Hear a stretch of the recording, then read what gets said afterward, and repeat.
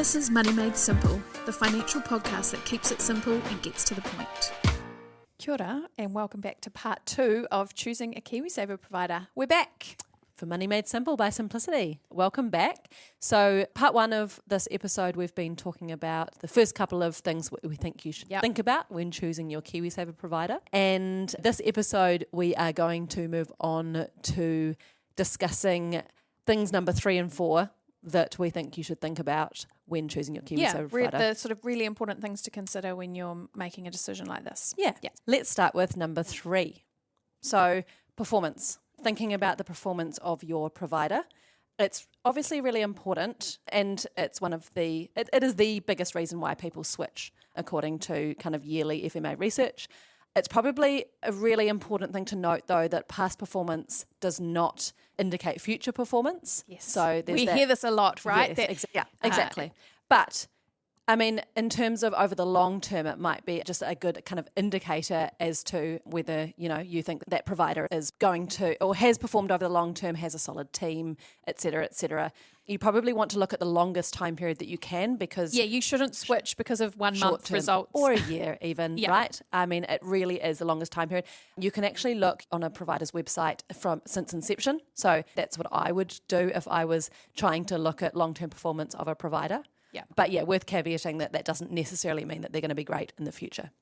And Morningstar produced a quarterly survey of KiwiSaver providers. It's not all of them, but it's the majority of KiwiSaver providers. And it's a really easy way to compare providers and performance completely independently of any of the providers themselves. If you're a bit like me and have trouble making sense of reports like this, because it just looks like a big table with a bunch of numbers, Money Hub, who I think we've talked about before, they have a really great and quite short video about how to interpret a Morningstar survey. Tables and numbers and whatnot. So I definitely recommend it, particularly if performance is something that's driving your curiosity about switching, then that's a really good place to go for some information. Cool. And just remember, consistently high returns are pretty rare, so they're very hard to achieve. No one can actually control or predict the markets.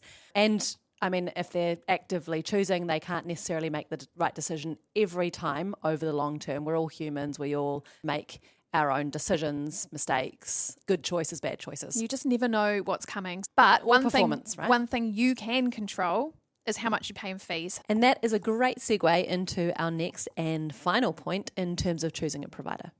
And that's the fees that you'll pay and this kind of concept of value for money that people think about. So fees eat into your returns. They basically cover the cost to operate and manage the fund, including any add-on services that your manager provides, as well as the profit margin that they're going to take. Yeah, of course. And I mean, that's the thing that Simplicity obviously don't have. So I guess the question then is whether there's good value delivered for the fees that you pay. And how the level of fees impacts your long-term returns and whether the level of fees impacts your long-term returns. Yeah. Cool. So fees are really important. Yeah. If you are paying less and that money is staying in your account and compounding over time, that can make a tangible difference to what you will end up with sort of in retirement. Yeah. So it's probably worth, if you're already in KiwiSaver, make sure that you compare all the fees that you're paying with your current provider against any provider that you're considering. Yeah. Yes. So again, our buddies at our favourite at Sorted have an awesome tool for this. Actually, they have 2 tools for this, which allow you to compare the fees from your current provider to other providers that you might be considering. So the first is Fund Finder. And in that one, you say how old you are, what type of fund, like balanced or growth, you want to go into, and what your income is. And then it'll do a calculation for you about the cost of fees over that period of time between 18 years and 65. Yes, and we have a little handy comparison. So we don't want to talk about other providers, but we can kind of talk about our own versus the industry average.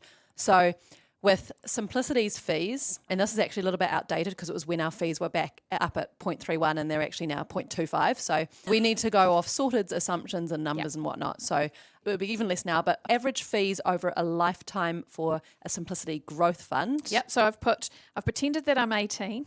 Right.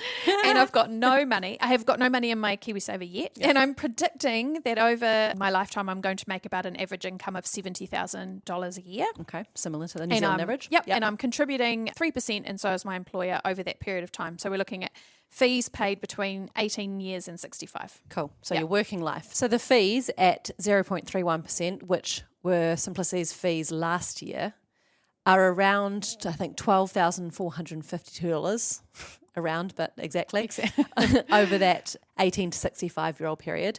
So if you put the same numbers in with the average KiwiSaver provider's fee for a growth fund, which is around 1.26%, I think. Yep.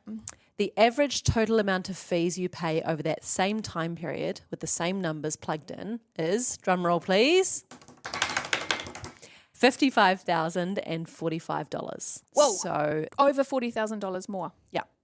So, hey, something to mull over, right? Okay. So that was the Fund Finder tool, and that requires you to put in some actual personal information to come to that calculation. Smart Investor, which is also one of Sorted's great comparison tools, they just look at the annual average fee. And they're looking at an example of someone with a balance of $10,000. I'm looking right now at an actively managed growth fund, and the fee over a year is 1.75%. Cool. So that's not an average. That was a particular provider that we won't name, just an active provider that's charging an active management fee, right? Yeah. And that's, like I said, 1.75%. And that compares to the average, which, as you just said, is about 1.2%. And then you can compare that to Simplicity as a low fee growth fund at 0.31, or as you said, actually now it's 0.25%. Yep. And there are other low cost providers out there. So, you're looking at a low cost, an average, and a higher cost. Right. Okay. Fee. So obviously there are a wide range of fees for KiwiSaver providers and funds. But it matters what you actually get in return. So as we talked about, actual returns after fees and tax, any additional services or support that you receive from your provider, like we talked about financial advice, or what else would be? Yeah, well, I just think you might be willing to pay a little bit more for your KiwiSaver if you have a personal financial advisor there that you can talk to. That might be really important to you. Or you might be happy with a low-cost option that doesn't come with any bells and whistles. It saves you, saves you a lot of 40 money. grand over the long-term in fees. So the value for money, that's such a personal thing, Yes, right? of Like course. what's value for money for me will be different to you. And so you've got to work that out for yourself. Cool. Okay, Yeah. cool. So one thing people can sometimes worry about is the idea of locking in losses when they switch KiwiSaver providers. So something that might motivate you to move providers would be a drop in performance, right? But you may worry that by switching, you're moving less money across to your new provider and you're locking in those losses. Yep. Let's talk about that for a minute, because I know that's something It that happened to actually, me. it happened to you personally, right? Yep. So I did exactly this. And so I was with a KiwiSaver provider that was called Juno. There's no Juno anymore. And I switched to them from Tower because they were performing amazingly. And I didn't know past performance, no indicator of future performance back in those less good old days. So jumped on the bandwagon, and they subsequently took a massive dive. And I was seeing some losses of, I think, around 25 to 27%. Ouch. Yeah. So of what I'd put in. And was this around the kind of COVID years? There was a lot of turbulence in the market. Everyone we were was all worried. It was all in disarray. Yeah. Anyway, so then when I kind of, from my own perspective, saw the light and I wanted to switch and I wanted to come over to Simplicity because I knew it was lower fees and, I kind of believe in the vision of Simplicity and everything that we're doing, I was really scared of switching because I had this like kind of 25% loss and I didn't want to lock in my losses. So it was a really big deal, and I ummed and ahed for months, and I was kind of like frozen in this whole indecision and being scared. Like loss of vision was a real thing for me, even though I know how it works. Yeah, so basically I realized that when you're going from a fund from one provider and you're going into a similar fund type from a different provider, you're not actually changing the types of assets they're investing in, although not all, for example, growth funds are exactly the same. So what you're investing in can slightly change. But the underlying investments are similar, so they're both likely to be seeing similar ups and downs. So I finally kind of got my head around and pushed through the emotional aversion to locking in losses, and I did switch and subsequently rode the wave back up when the market recovered, which Juno's fund also did. Yeah. So it was actually an aversion that people don't realise is actually not as bad as they think. Yeah. Right. Where this can actually lock in losses, though, is if you change funds, right? So fund types. Yeah. So a really good example of that is during the COVID craziness, ups and downs. People really got worried about their losses, and they moved from growth funds, which were bumpier, into more volatile.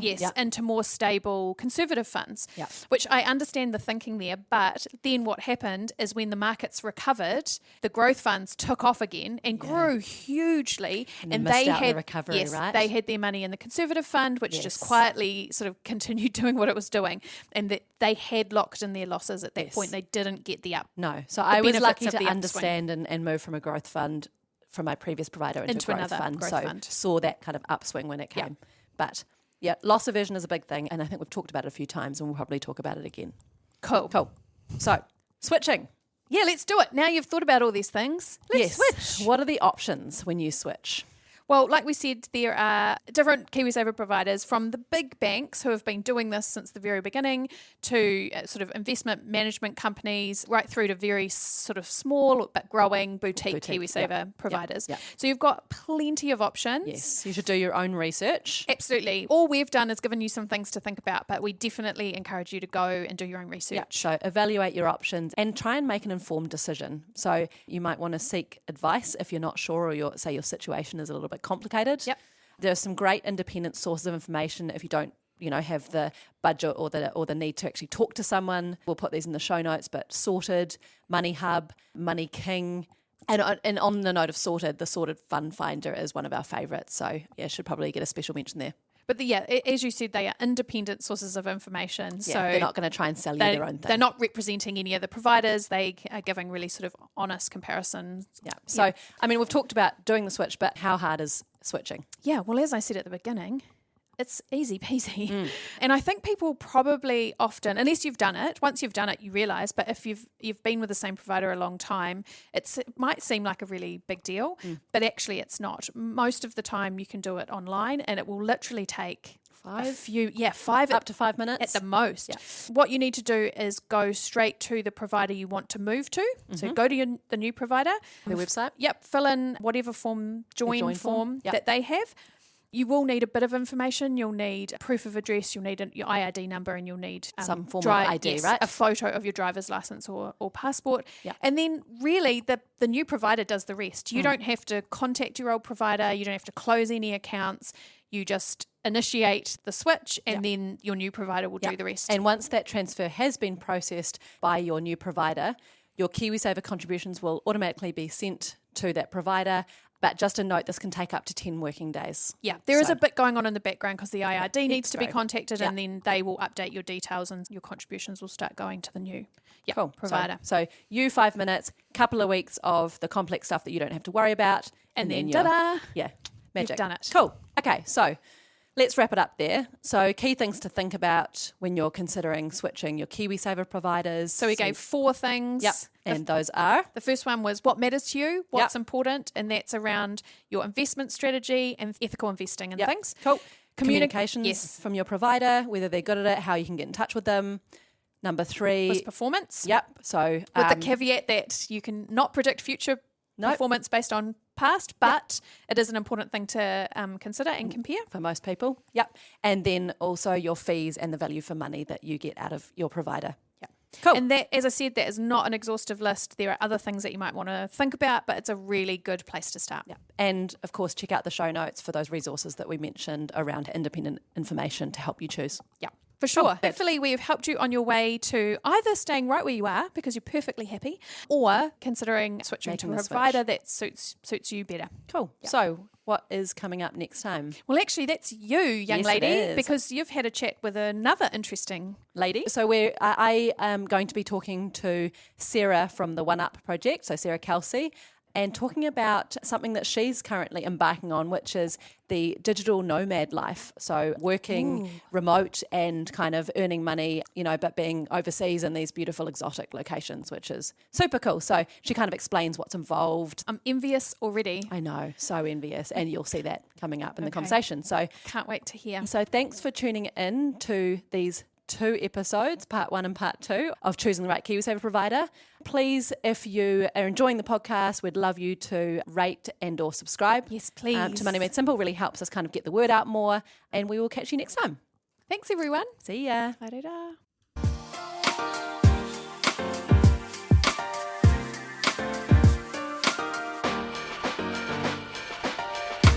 This podcast contains personal opinions and is intended to provide educational information only. It doesn't relate to your particular financial situation or goals and is not financial advice or recommendations. Simplicity New Zealand Limited is the issuer of the Simplicity KiwiSaver scheme and investment funds.